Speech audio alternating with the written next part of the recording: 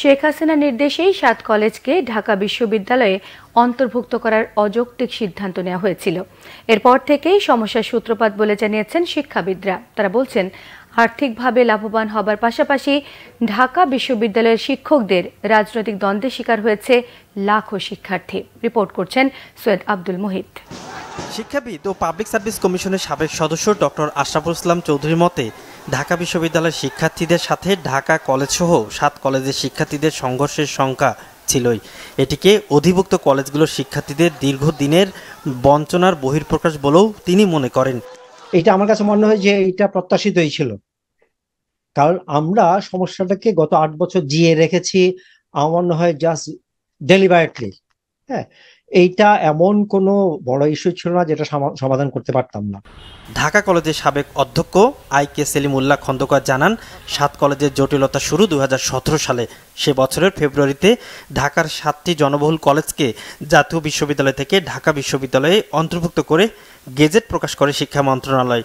সাবেক প্রধানমন্ত্রী শেখ হাসিনার একক সিদ্ধান্ত বাস্তবায়ন করতে হয় তৎকালীন শিক্ষামন্ত্রী নুরুল ইসলাম নাহিদ জাতীয় বিশ্ববিদ্যালয়ের ভিসি হারুনুর রশিদকে। দ্বিমত করেননি ঢাকা বিশ্ববিদ্যালয়ের ভিসি আরিফিন সিদ্দিকও।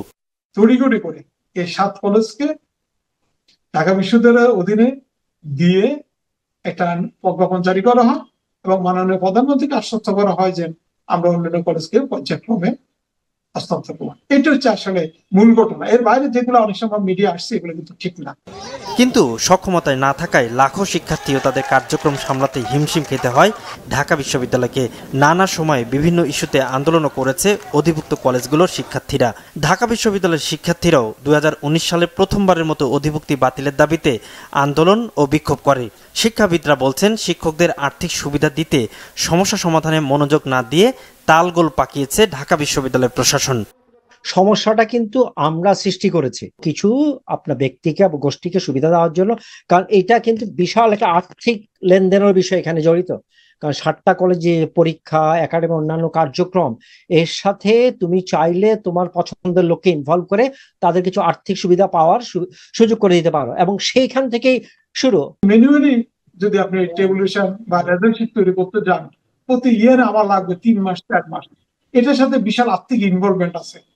এখন বিশ্ববিদ্যালয়ের শিক্ষকরা এই ক্ষমতাটা ছাড়বে না। ঢাকা বিশ্ববিদ্যালয়ের কিছু শিক্ষক আছেন হঠাৎ করে উল্টাপাল্টা কমেন্ট করে ঢাকা বিশ্ববিদ্যালয়ের ছাত্রদের ওনারা উস্কানি দেন, আবার আমাদের ছাত্রদের সম্পর্কে যে তাচ্ছিল্য মন্তব্য করেন, উস্কে দেন। শিক্ষাবিদরা বলছেন, স্বতন্ত্র বিশ্ববিদ্যালয় বাস্তবায়ন আপাতত সম্ভব নয়। এজন্য হয় তাদের জাতীয় বিশ্ববিদ্যালয় ফিরিয়ে নিতে হবে, না হলে আলাদা অথরিটি করে কার্যক্রম স্বাভাবিক রাখা যেতে পারে।